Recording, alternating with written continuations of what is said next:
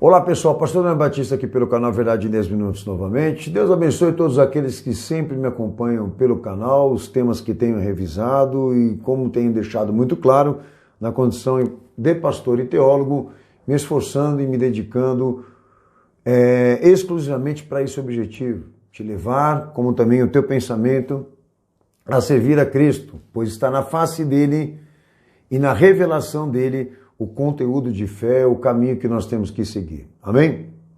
E tenho tentado, obviamente, te acolher com esses objetivos. Bem, hoje o tema foi escolhido por mim e entendo que é uma necessidade registrar isso aqui pelo canal. Eu vou hoje deixar de dar os avisos aqui, porque esse tema é um tema complexo e vai tomar bastante tempo nosso hoje aqui. Mas durante a minha fala, os avisos vão aí no rótulo do vídeo mesmo, aí você pode observar, tá? Então vou ser bem direto com você aqui para não tomar o nosso tempo. Bem, meu tema hoje aqui é teologia liberal por um radicalismo social revolucionário. Algo que nos preocupa e não é a primeira vez que eu trato esse tema. Bom, nosso propósito com esse tema é identificarmos os pontos desta interpretação ou concepção religiosa social do Evangelho, ok? Que traz perspectivas moralistas, espiritualistas, evolucionárias no sentido social, marxista, de esquerda, ok? E até também católica, tá? E os meus objetivos específicos com esse tema também é mostrarmos no ensinamento do Cristo o aspecto do reino, na visão do passado, do presente e do futuro, que foi estabelecido por ele, ok? Porque esses conceitos ou essas ideias evolucionárias e sociais que estão dentro da igreja, eles usam muito a palavra reino, está presente em tudo que eles ensinam e tudo que eles falam. Então, eu acho importante agora introduzir esses conceitos bíblicos, tá? Sobre o reino de Deus, sobre o reino do céu, sobre o reino que Jesus anunciou, para depois a gente começar a falar sobre as tendências dessa teologia liberal, ok? É muito importante que eu vou falar aqui para todos vocês, senhores, porque tem gente confundindo evangelho bíblico com o evangelho social. Tá? É muito importante. Nós vamos tratar hoje aqui cirurgicamente. Bem, o reino nas Escrituras, ele detona o significado do reino dos céus e do reino de Deus. Não existe outro reino a não ser este, tá? Então o tema central da pregação do Cristo em nível de proclamação traz três aspectos dessa significação. O aspecto do passado, do presente e do futuro. Já no conceito, agora entrando no conceito do reino, num aspecto do passado, do que ficou para trás, inclusive para nós, é quando o reino de Deus se personifica e é manifestado em pessoa e ministério. Quando ele se cumpre no Cristo que se fez Jesus e história. Aí o reino nas Escrituras, num aspecto passado, ele traz uma realidade messiânica que Jesus cumpriu, conforme os profetas haviam anunciado, é importante dizer, porque liga inteiramente ao Antigo Testamento, ok? Uma realidade messiânica e também dominante, como segue Mateus 3:2, Mateus 2:28, Lucas 10:9, Lucas 21:31, até quando João Batista está à beira do Rio Jordão, ele fala: o reino de Deus é chegado a vós. E ele não se refere ao reino como representado organicamente por pessoas, mas o reino personificado que agora está entre os homens em pessoa e ministério. Que a igreja vem disso, tá?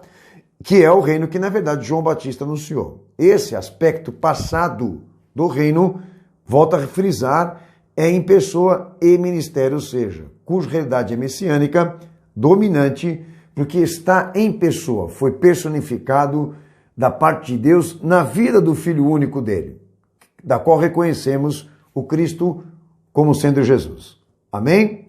Já o aspecto presente, depois disso que se cumpriu, o aspecto presente nas Escrituras, ele já gera um sentido quando o reino de Deus é mediante a fé.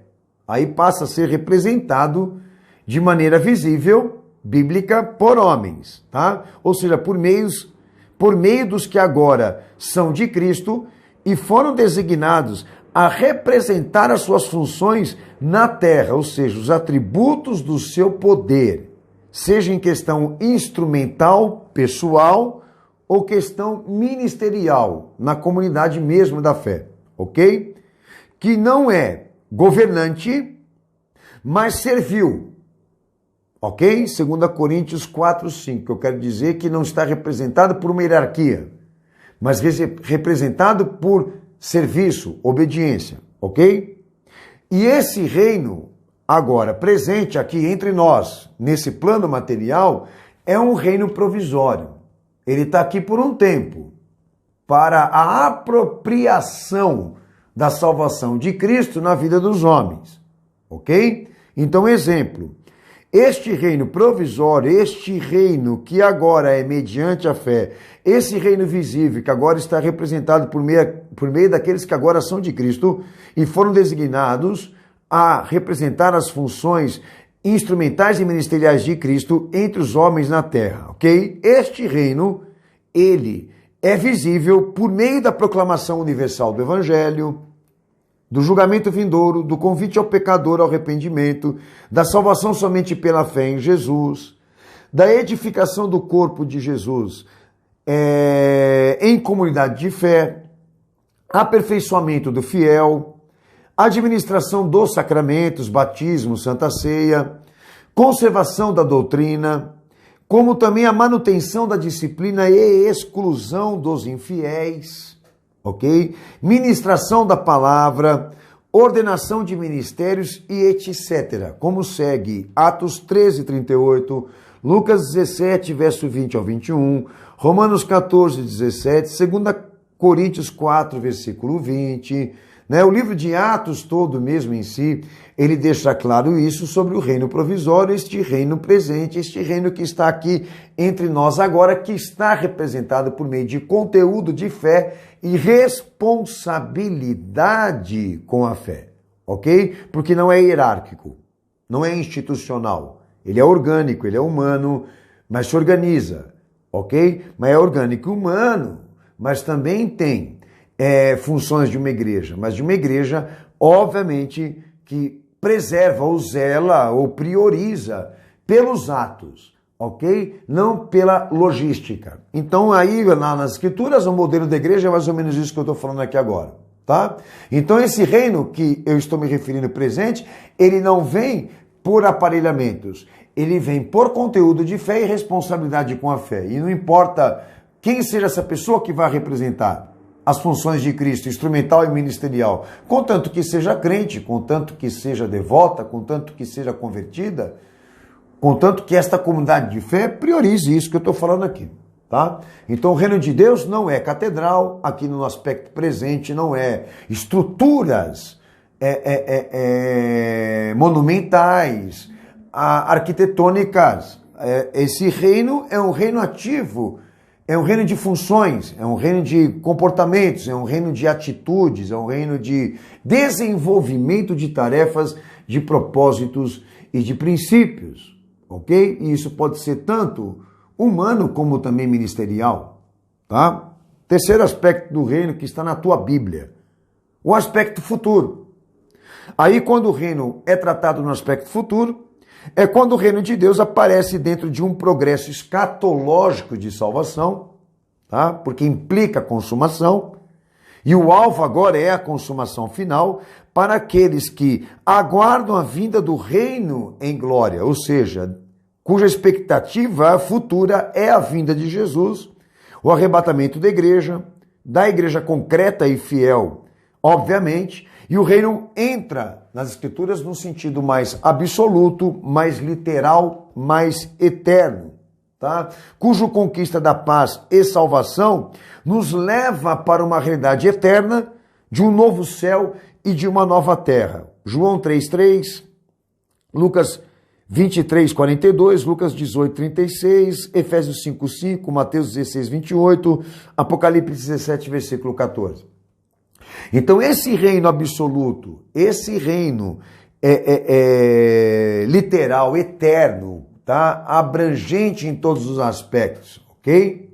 Esse reino, ele só se cumprirá na vinda de Cristo quando a igreja for arrebatada, subir aos céus e entrar dentro, ali aonde Deus governa e o seu Filho é a essência e a plenitude disso, tá? Esse reino, nós nunca tivemos lá, nunca entramos lá, mas estamos sendo preparados para isso, tá? É a linha histórica e cronológica dos acontecimentos salvísticos do messianismo que Jesus comprou e pagou, ok? Que a vista é panorâmica, né? A preparação disso, a manifestação disso, a apropriação disso e a consumação disso. Então, uma linha histórica de desenvolvimento e linear de acontecimentos progressivos, tá? Que parte disso se cumpriu já no Calvário e parte disso se cumpriu pela igreja no tempo provisório, no reino provisório, mas que reputa ou invoca ou implica a consumação final disso. O processo vai chegar lá e nós estamos sendo dirigidos para lá. Ok? Então esse reino provisório, para se tornar um reino absoluto, literal e eterno, né? Aquilo que foi visto por nós aqui agora, né? Como atos de fé, como conteúdos de fé, como ministérios de fé, em honra a Cristo, como salvação de homens e apropriação de homens para Cristo, tá? Até que se torne absoluto, até que se torne literal, até que se torne eterno, até que se torne celestial. Ok? Isso só é possível quando Jesus voltar e a igreja for arrebatada. Tudo isso esquematizado na leitura bíblica, sem sombra de dúvidas. Eu dei alguns textos para vocês aí, mas vocês podem, obviamente, trabalhar melhor isso, tá? Então não esqueçam, o reino que Jesus anunciou, ele tem um aspecto dominante, provisório e eterno. Isso esquematizado em todas as escrituras. Bom, agora onde entra a teologia liberal e o esquema dos vagabundos? Tá? A teologia liberal, e pela fraternidade desses intelectuais, que propõe uma inversão dessa postura, que chamam de nova prática, que eu venho falando para vocês constantemente. A teologia liberal, de Karl Barth e essa escória toda, identifica o reino de Deus e o reino que Cristo pregou num conceito mais materializado, tá? Numa dispensação terrena, em forma de governo, em forma de hierarquia eclesiástica, cujo Cristo é atualizado ou testemunhado mediante ao avanço da igreja institucional na vida do mundo, ou a posição positiva da igreja institucional na vida do mundo em que ela está.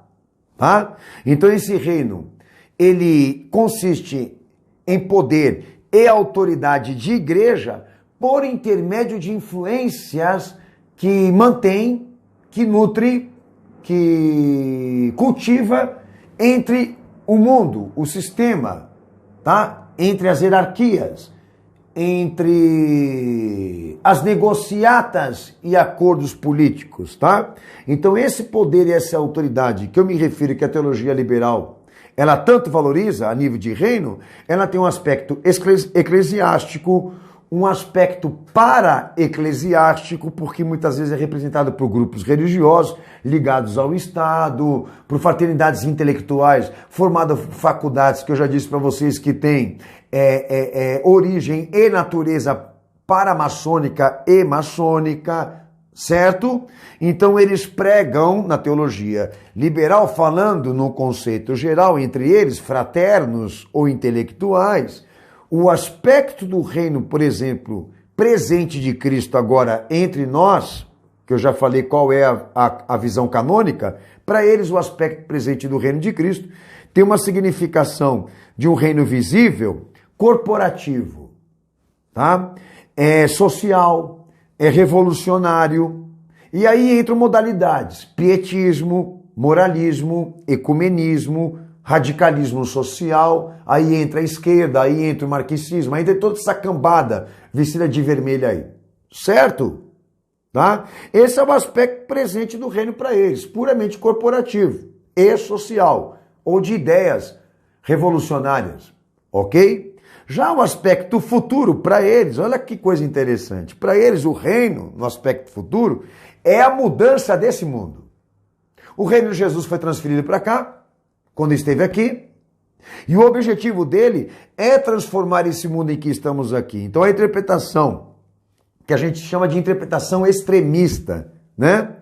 É a entrada destas instituições, desses poderes para-eclesiásticos ou até mesmo eclesiásticos, usar todo esse pietismo, moralismo, ecumenismo, até mesmo radicalismo social, usar este reino que eles estão conceituando aqui para entrar numa presente nova ordem mundial. Então esse novo mundo que eles invocam, ou essa escatologia de novo mundo que eles pregam, entra naquilo que nós estamos já identificando como presente nova ordem mundial, ou a nova ordem mundial presente em evidência, em curso, em operação, que estamos agora, certo? Então todas essas instituições ligadas à ONU, todas essas instituições para-evangélicas ou até mesmo evangélicas conveniadas a essa marcha de justiça social, a esses propósitos institucionalistas, políticos, ideológicos, reforçam a base, né, daquilo que eu venho falando, desse movimento de Miqueias que a ONU praticamente catalogou milhares e milhares e milhões de igrejas no mundo todo, e dando exatamente aquele sentido de que eles estão cumprindo o evangelho que Cristo pregou. Ora essa, cumprindo o evangelho que Cristo pregou, patavina nenhuma, conversa furada. Porque se tratam de estratégias, de missões, organizações de missões, cujo ideia, pensamento, orientação, elemento e princípio administrativo evangelística está toda comprometida, corroída, deteriorada por pensamentos filosóficos e políticos. Então nós vamos agora entrar para dentro de alguns detalhes que eu acho importante reforçar com vocês aqui. Mas um exemplo, Gondim, por exemplo, que faz parte dessa estrutura de fraternidade, ele diz que a vinda de Jesus é utopia, que ele acredita no reino que foi transferido para cá, para o novo mundo. Ele declara isso, até em orientações com pastores dele. E a gente tem até vídeo, já denunciou isso já. Por exemplo, de René Kivitz, que é uma figura pesada da esquerda hoje, evangélica, ele diz categoricamente, eu me identifico mais com a esquerda. Primeiro que no evangelho que Cristo pregou não tem política, né? Ou ideologia política. E segundo que a esquerda ela é toda comprometida por corrupção, como a direita também mas em compensação é muito mais nítido e óbvio, né, que a esquerda ela é imoral. A outra é hipócrita, a direita, mas a esquerda é imoral em todos os sentidos, e o cara se identifica com isso ainda também. Que quer dizer que não tem nível de percepção moral. Bom, já o Silas Malafaia, que é outro peso de direita da política, ele também defende que o protestantismo americano ajudou a restaurar a democracia brasileira, ou até mesmo a economia americana, querendo deixar claro que a herança do protestantismo americano é positiva para nós, ou seja, né? A teologia liberal, ela entende que o reino de Deus é representado por hierarquias institucionais, quando não muito em versões ligadas ao Estado, tá? Todos eles, essa cambada de safado, tá metido com esse esquema aqui. E a gente vem constantemente denunciando isso para vocês, porque é óbvio, nós temos que identificar o evangelho verdadeiro. E isso só pode ser identificado nos princípios administrativos, instrumentais e ministeriais que Cristo cumpriu, que posteriormente a igreja também que ele instituiu, cumpriu também. É muito fácil você desacobertar ou revelar todo esse esquema aqui. Só não enxerga quem não quer. Mas vamos lá. Eu falei de tendências, pietismo, moralismo, ecumenismo, radicalismo social. E eu vou tratar alguns aspectos biblicamente falando. Bom, antes da piedade virar pietismo, piedade nas escrituras sagradas, entenda, é um dom interpretativo e prático da fé salvadora. 1 Timóteo 3,16, que quer dizer que a piedade não se trata piedade separado da fé. Ok? Por isso é um dom interpretativo, prático, da fé salvadora em Cristo Jesus. Bom, do segredo revelado da mensagem evangélica que se origina do Cristo soberano, encarnado, como também de suas atividades. Tem que ser inspirado nele. A piedade segundo o seu ensino, como segue 1 Timóteo 6,3, Tito capítulo 1, verso 1. A piedade segundo o temor com Deus, que se enraiza numa atividade de reverência, de submissão, obediência ao Evangelho, como segue Romanos 10,16, Gálatas 5,7, 2 Tessalonicenses 1,8, 1 Pedro 1,22, 1 Pedro 6,16, ok? Como também soa como santidade, 1 Tessalonicenses 4,3, Hebreus 12,14. Então a piedade que não se desvincula da fé, ela não pode ser confundida com ajuda humanitária. A piedade que as Escrituras defendem não soa como estratégia de sentimento, generosidade, caridade, como orgulho religioso. Não é ajuda humanitária, caramba. E nem reverência aos homens. Pastor, trata melhor esse negócio aí. O sentimento místico, né? A coisa mais comum que vocês estão vendo acontecendo no evangélico hoje é o cara tirando selfie, dando comida para pobre. É o cara se gabando por ter dado uma casa para ele morar. É o cara se gabando por ter dado uma vestimenta para ele vestir. E ele dizendo que ele está cumprindo o evangelho. E ele falando que ele está cumprindo o evangelho. Então esse conceito que a teologia liberal tem sobre evangelho, reino, missão, paz, amor e justiça não tem cunho e obrigações evangelísticas. É uma espécie de generosidade, caridade, ajuda humanitária sem vínculos confessionais e missionários. Ok? É uma espécie de cruz vermelha que esses caras estão praticando aí. E a igreja está toda ela dominada por esse tipo de coisa. Então o evangelho que a igreja lá atrás cumpriu, que o meu Senhor cumpriu, ampara o homem. Ampara o homem nisso. Num contexto. Então esse cara vai ter que ouvir que só Jesus salva, ele vai ter que se arrepender, ele vai ter que se converter, ele vai ter que ter o trabalho de uma visão integral. Que até então a esquerda, o pata, né, do movimento evangélico, define missão integral. Que missão integral porcaria nenhuma, porque esses caras não pregam, eles não evangelizam. Eles só trabalham exatamente esta visão de reformar o homem para ter uma vida de socialização, ou seja, reformar o homem, transformar o homem para ter convivência com a sociedade. Mas aqui no evangelho que meu Senhor pregou, tá? Piedade segundo a fé e segundo a palavra dele, o propósito é reformar o homem para ter uma vida com Deus agradável, para ter uma relação com Deus santa. Repara o homem para Deus, não para a sociedade. Então dá roupa para ele, dá comida para ele, dá uma casa para ele, mas não dá a consciência dele sobre a fé. Então isso é mais ou menos o que nós estamos trabalhando aqui. Não confundam o evangelho com ajuda humanitária. Não confundam o evangelho com assistência social. Não confundam o evangelho. Evangelho não é isso.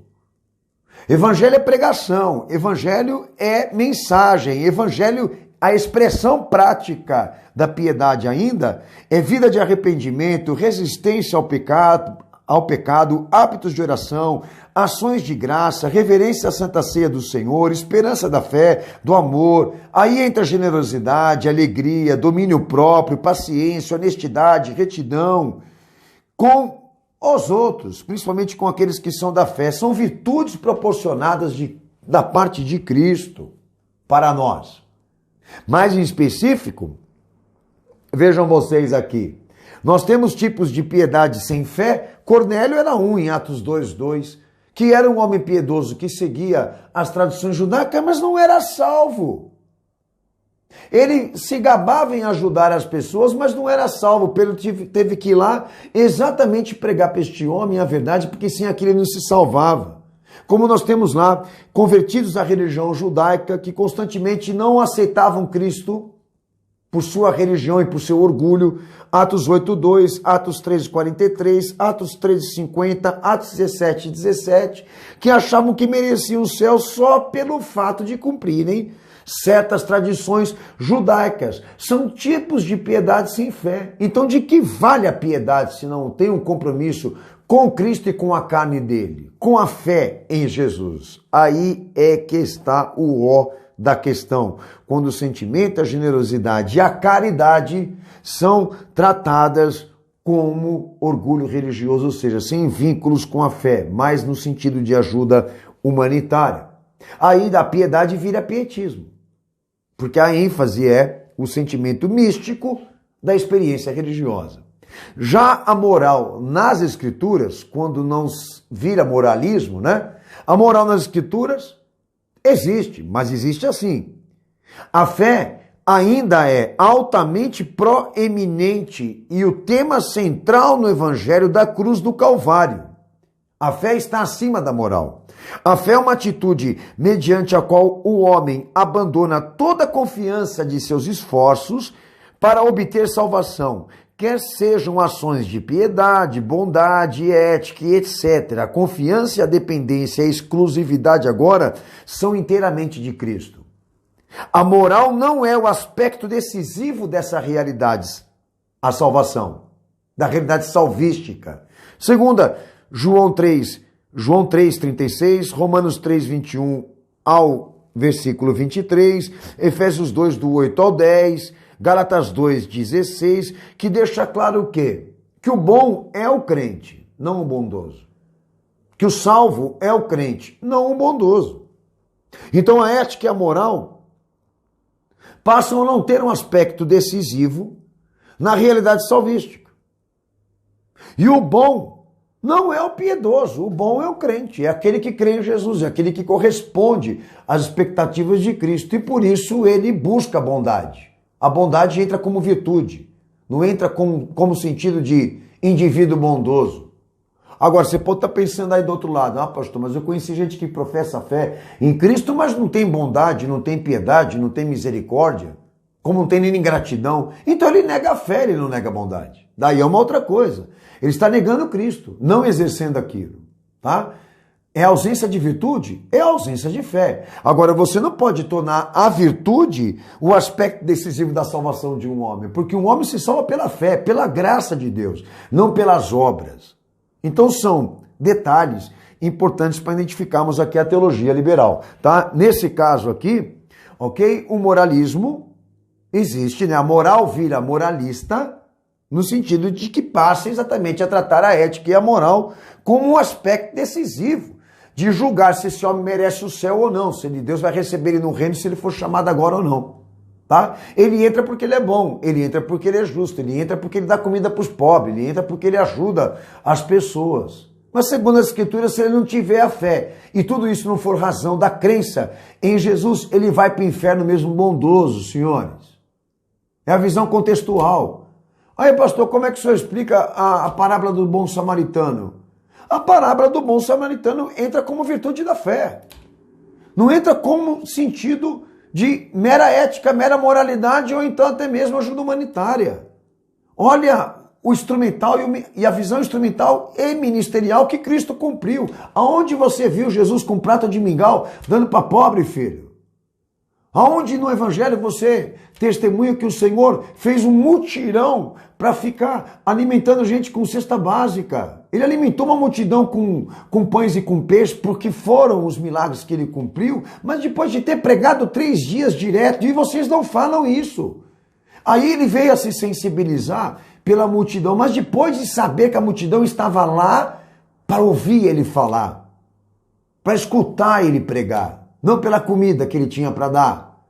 Então é muito perceptível isso no Evangelho, mas tem gente que distorce e não quer ver. Você não concorda? Bom, e o terceiro ponto aqui. Evolução e evolucionismo. Bem, a evolução nas Escrituras Sagradas, senhores, que pode ser interpretada como um progresso, visa a restauração do pecador, não do pobre. O fracasso, a destituição, o vazio, a alienação, o vício, a escravidão, a rebelião, as enfermidades, a corrupção, a poluição e a morte está enraizada em toda a natureza humana. E Jesus visa reparar isso. O homem, não a sua situação social e econômica, mas vejam bem, mas são fúteis as tentativas humanas, tá? Para remediar esta situação do homem perante Deus e querer agora remediar perante a sociedade, por meio de iluminação intelectual, por meio de reforma moral, esforços ascéticos, tratamento médico, psicológico, melhoramento social, pelo emprego, estratégias políticas, né? Até mesmo cerimoniais, uma marcha por justiça social. Então o cara mudou, Jesus transformou ele, porque agora ele está bem vestido, porque agora ele tem emprego, porque agora ele tem segundo grau e terceiro grau de formação intelectual, e é assim como a igreja evangélica hoje conceitua por progresso de evangelho. Tá? Como seguem os textos de Marcos 16, verso 16, Lucas 3, verso 3, Mateus 9, do 12 ao 13, Lucas 24 do versículo 46 ao 47, ok? É isso mesmo, tá? As minhas marcações aqui. João 3,36, eu já falei, né? Então esses versículos aqui que o pastor eu tenho para dar para vocês. Vou repetir aqui, tá? Marcos 16, 16, Lucas 13, 3, Mateus 9, do 12 ao 13, Lucas 24, do verso 46 ao 47, são esses textos aqui mesmo, só para confirmar. Bem, então quando, pastor, a evolução se torna evolucionismo, quando o progresso, né, desse propósito que Cristo cumpriu na cruz, vira uma visão progressista.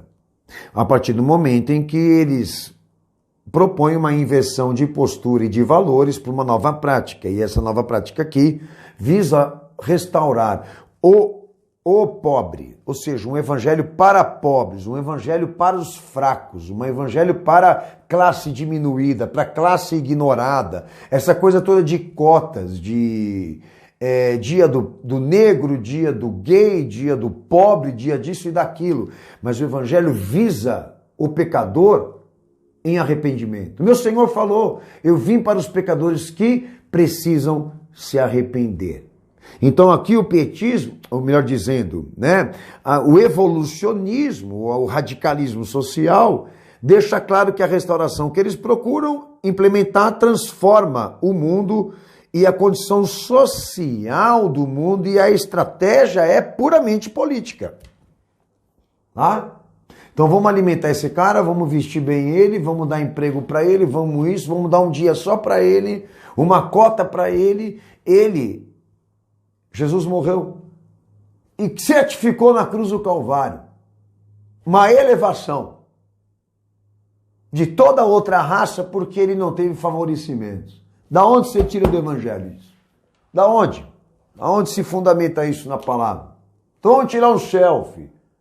Senhores, eu vi um selfie agora porque eu estou dando comida para o bandido, estou dando comida para não sei o que, estou visitando a cadeia, vamos tirar, sou um bom cristão. Igrejas que chegaram a montar esquemas de tratamento, esquemas na rua, de barraquinhas, de atendimento dentário, atendimento psicológico, barba, cabelo. Eu acho isso lindo. É lindo, toca as cordas do sentimento, mas não pode ser chamado de evangelho e missão. Não pode ser chamado, vocês estão proibidos de chamar isso de evangelho. Porque segundo a palavra, para vocês terem uma necessidade, uma noção, melhor dizendo, né?